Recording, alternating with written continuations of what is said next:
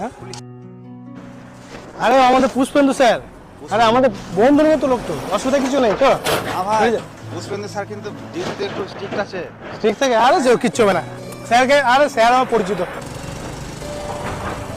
Sir. আমি আজকে sir, আরে হেলমেট পরছেন না কেন?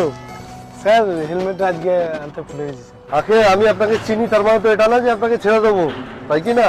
স্যার, আইন সবার জন্য সমান, কিন্তু আপনি ভাবুন হেলমেট তো নিজের জন্য পরা উচিত।